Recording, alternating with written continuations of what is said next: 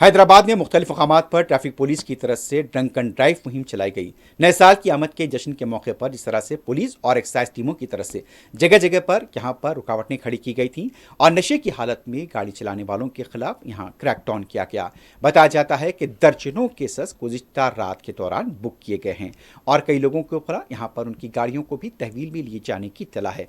अभी इसके आदाद व शुमार सामने नहीं आए हैं। न सिर्फ टैंक बंड, हुसैन सागर, बल्कि दूसरे इलाकों में भी जगह जगह फ्लाईओवर्स के पास भी पुलिस को तैनात देखा गया। अहम शाहराहों के पास पुलिस चौकस थी और यहां पर ब्रीथ एनालाइजर के जरिए लोगों की जांच की गई। अल्कोहल की मिकदार कितनी है इसकी भी जांच की गई। और जैसे कि यह बताया जाता है कि बार एंड पब रेस्टोरेंट के आसपास के इलाके में भी पुलिस की तरफ से चौकसी अख्तियार की गई थी और रात देर गए तक यहां के और पुलिस ने पहले ही कहा था कि सुबह 5 बजे तक यहां पुलिस की टीमें चौकस रहेंगी और सुबह 5 बजे तक पुलिस पूरी तरह से चौकस थी और कहीं से भी किसी भी तरह के नाखुशगवार वाक़े की इत्तला नहीं मिली है।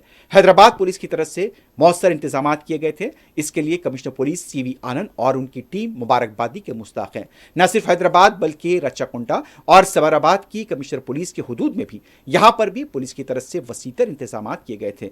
रच्चाकुंडा और सवाराबाद खासतौर पर माधवपुर, मणिकुंडा और दूसरे इलाकों के अंदर भी हाईटेक सिटी यहां पर भी पुलिस की तरफ से जगह जगह पर तलाशी मुहिम अंजाम दी गई। नशे की हालत में गाड़ी चलाने वालों के टेस्ट किए गए और जैसा देखा गया है कि पुलिस की अच्छी चौकसी और अच्छे इक़दामात की वजह से इस बार हादसों की इत्तला नहीं मिली है।